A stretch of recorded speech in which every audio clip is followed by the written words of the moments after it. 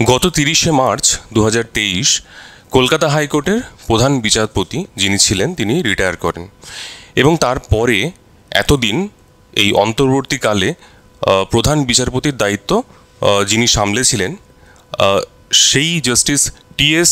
শিবজ্ঞানম ওনাকে আজকে মানে ফর্মালি হাইকোর্টের প্রধান বিচারপতি হিসেবে অ্যাপয়েন্টমেন্ট তার কমপ্লিট হলো, তার আজকে শপথ গ্রহণ অনুষ্ঠান ছিল। তো অনেক সময়তে পরীক্ষায় আমাদের আসে যে হাইকোর্টের প্রধান বিচারপতিকে শপথ বাক্য পাঠ করান কে, এবং তখন একটা কনফিউশন তৈরি হয় যে সেক্ষেত্রে কি সুপ্রিম কোর্টের প্রধান বিচারপতি উত্তর হবে, নাকি প্রেসিডেন্ট হবে, নাকি রাজ্যপাল হবে।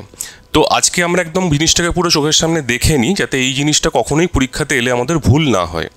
তো আমি চাইবো তোমরা আমার সাথেই ভিডিওটা একবার দেখো। আজকের শপথ গ্রহণ অনুষ্ঠানের ভিডিও ইউটিউবে আছে, সেখান থেকে ছোট্ট একটু অংশ আমরা দেখে নিই।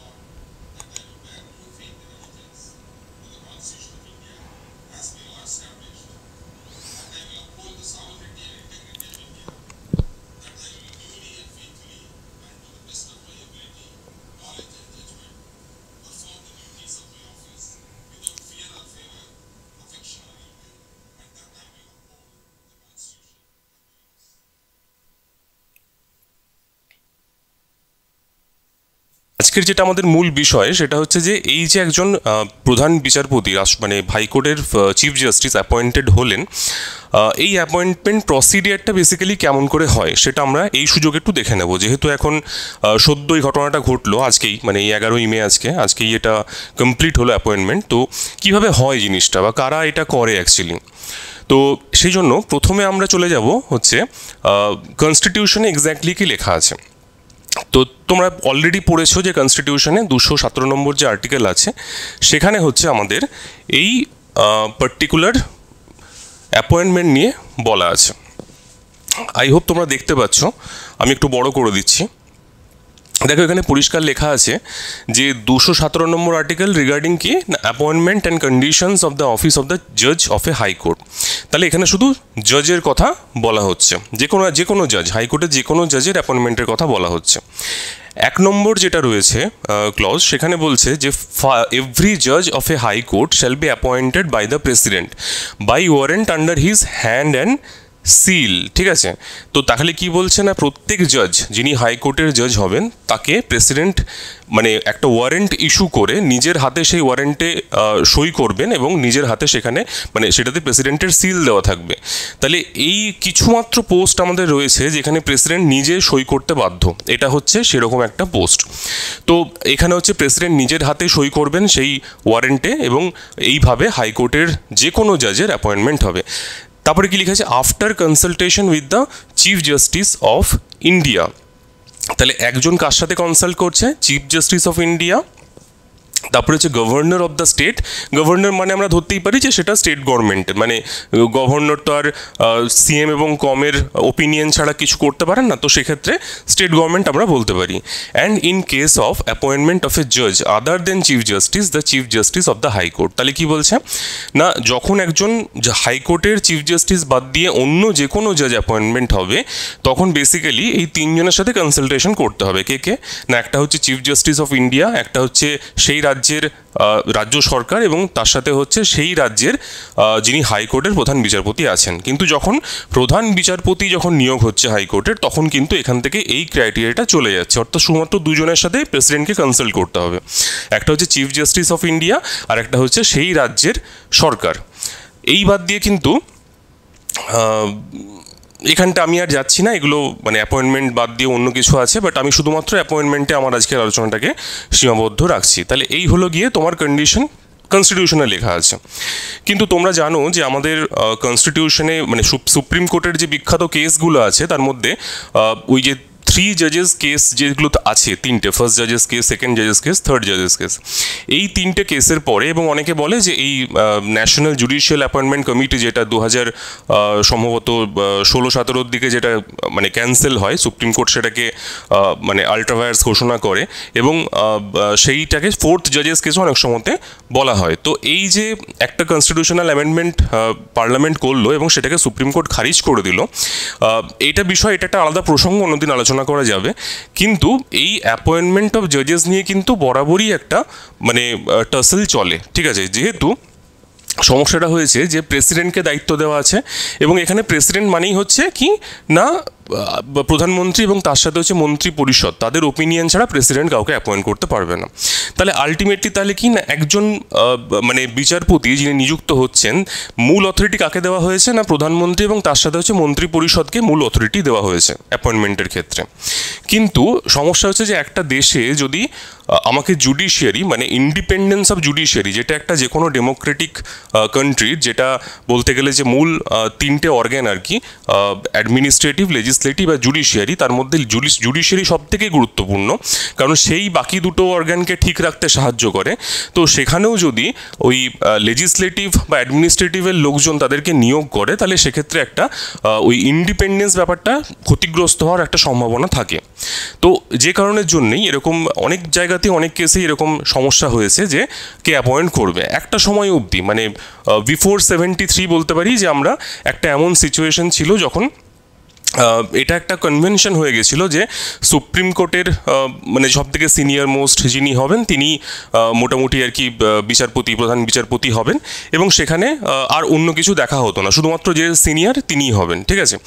এবং একটা আমরা জানি এক সময়তে গিয়ে পরে সেটা ইন্দিরা গান্ধীর সময় গিয়ে চেঞ্জ হয়, সেখানে সিনিয়রিটি মানে ব্রেক করে আর কি কিছু জুনিয়র জাজেসকেও আর কি চিফ জাস্টিস করায়, সেসব অন্য ইতিহাস আমরা সুপ্রিম কোর্ট নিয়ে পরে আলোচনা করব।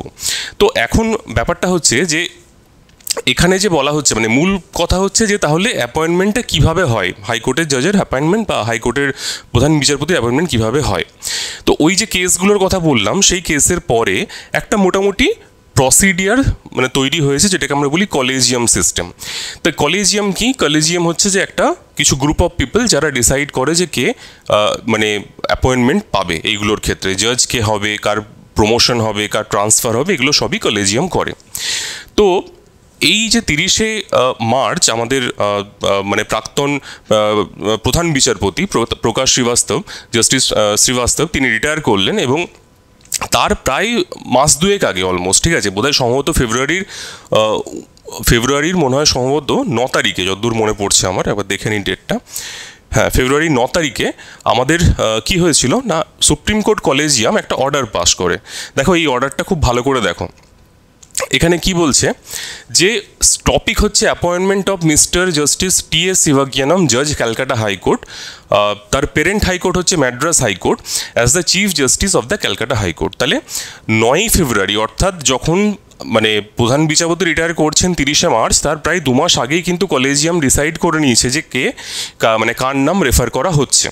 তো খুব ভালো করে দেখো, the office of the chief justice of the Calcutta high court would be falling vacant on 30th March 2023, consequent upon the retirement of Justice Prakash Srivastava. Therefore, appointment of that office is required to be made.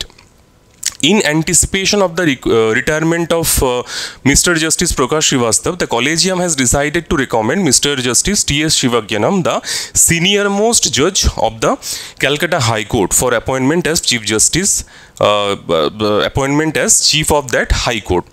The parent High Court of Mr. Justice T.S. Shivagnanam is the Madras High Court. He was appointed as a judge on 31শে March 2009, ঠিক আছে। তাহলে ওই ম্যাড্রাস হাইকোর্টে জজ হিসেবে appointment হয়েছে তার কবে না, 31শে March 2009, and the date of his retirement is 15 September 2025। তাহলে 2025-এর 15ই সেপ্টেম্বর তার রিটায়ারমেন্ট। এখানে একটা কথা বলে দিই যে জেনারেলি সরকারি চাকরি যারা করে তাদের রিটায়ারমেন্ট কিন্তু মাসের মাঝখানে হয় না।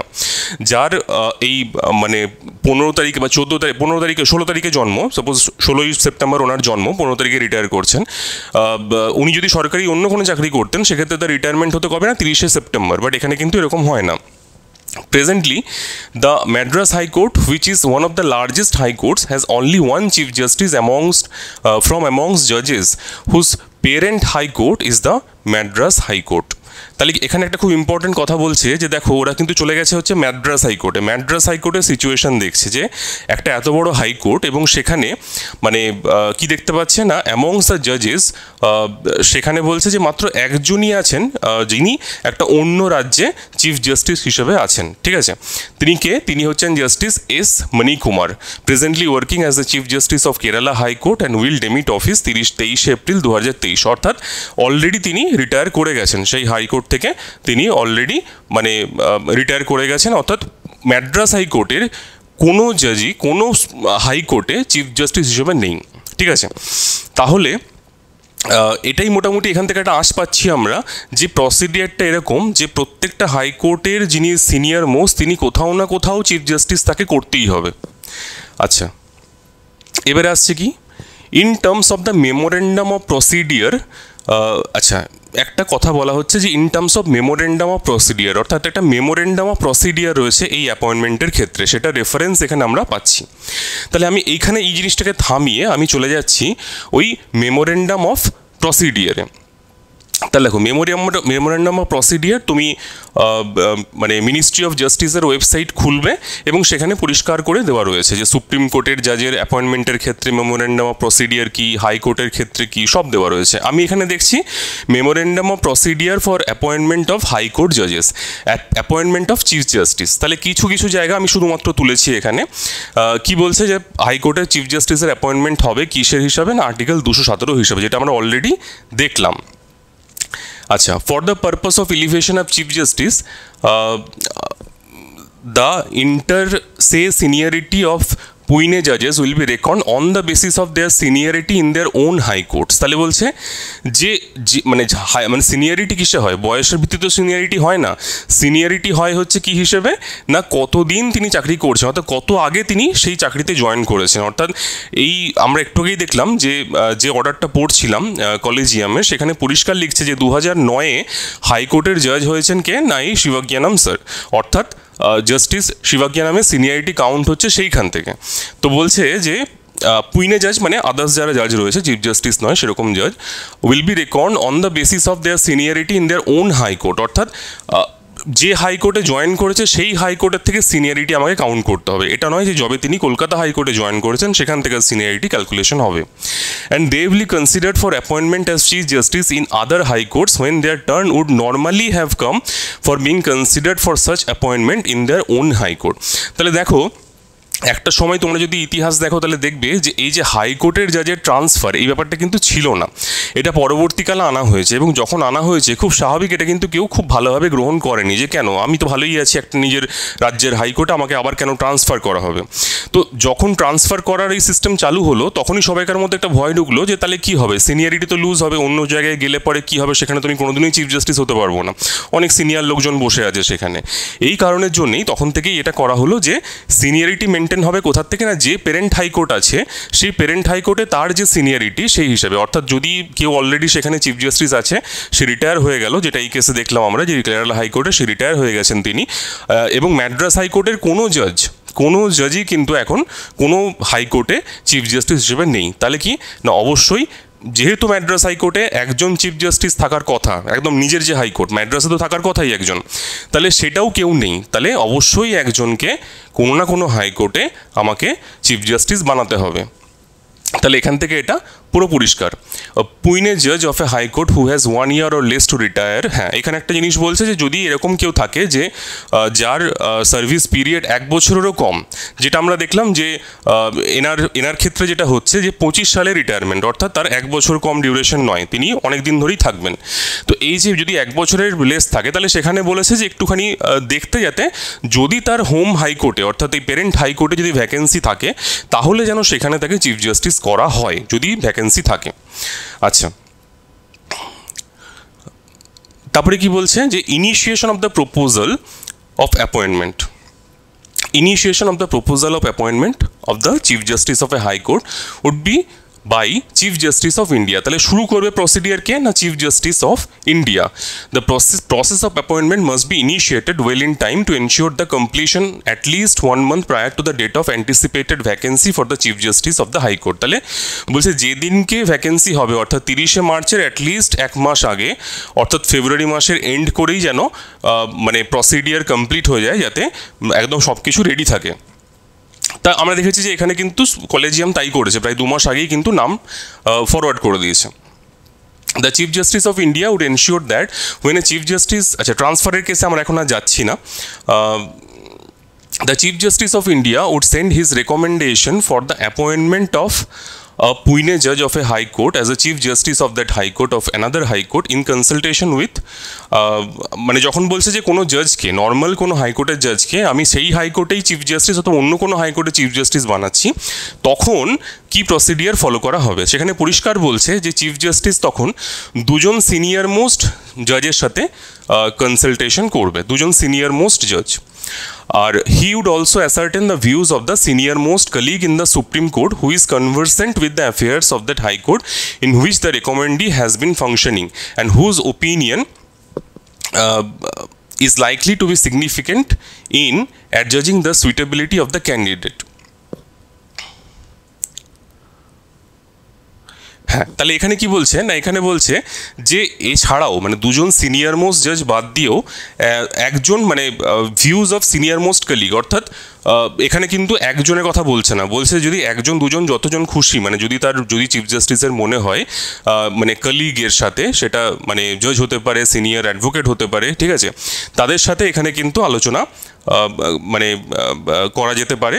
এটা অ্যাডভোকেট সম্মত হবে না, এটা জাজই হবে, ঠিক আছে, যিনি যে হাইকোর্টে মানে যদি শিবাজ্ঞানম জাস্টিস শিবাজ্ঞানম যেখানে কাজ করে এসছেন সেই হাইকোর্টের ব্যাপারে পুঙ্খানুপুঙ্খ জানেন, যে তিনি কিভাবে কাজ করেছেন, তিনি কিভাবে জাজমেন্ট দিয়েছেন, সেই ব্যাপারে তার একদম পুরোপুরি সব কিছু জানা আছে বা নখদর্পণে আছে, এরকম কনভার্সেন্ট কারোর সাথে আলোচনা করতে পারেন। আচ্ছা, এটা হলো যেখানে যার নাম রেকমেন্ড করা হচ্ছে তিনি যেখানে কাজ করেছেন সেই হাইকোর্টের ব্যাপারে বলা হচ্ছে এখানে, যে সেই কোর্টের যিনি অলরেডি মানে সেই ব্যাপারে জানেন সেরকম কোনো senior most colleague. It is of no consequence whether the judge of the Supreme Court so consulted had that high court as parent high court or was transferred there from any other high court. তাহলে বলছে যে এরকম কোনো ব্যাপার নেই যে conversant হতে হবে, কিন্তু সেইখানে কাজ করেছেন বা সেটাই তার প্যারেন্ট হাইকোর্ট, এরকম নাও হতে পারে। এরকমও হতে পারে যে কাউকে পাওয়া গেল না, সুপ্রিম কোর্টে এমন কোনো জাজ নেই যে হয়তো নর্থ ইস্টের কোনো একটা হাইকোর্টে আর কি কাজ করে এসছে বা সেই হাইকোর্ট তার প্যারেন্ট হাইকোর্ট, তাহলে সেক্ষেত্রে কী হবে, তাহলে তো কারোর সাথে কনসাল্ট করা যাবে না। তো সেই জন্য বলছে এরকম কোনো বাধ্যবাধকতা নেই যে সেইখানেই তাকে কাজ করতে হবে বা সেইটাই তার প্যারেন্ট হাইকোর্ট, সে যদি কনভার্সেন্ট থাকে ব্যাপারগুলোর সম্পর্কে তাহলেই হবে।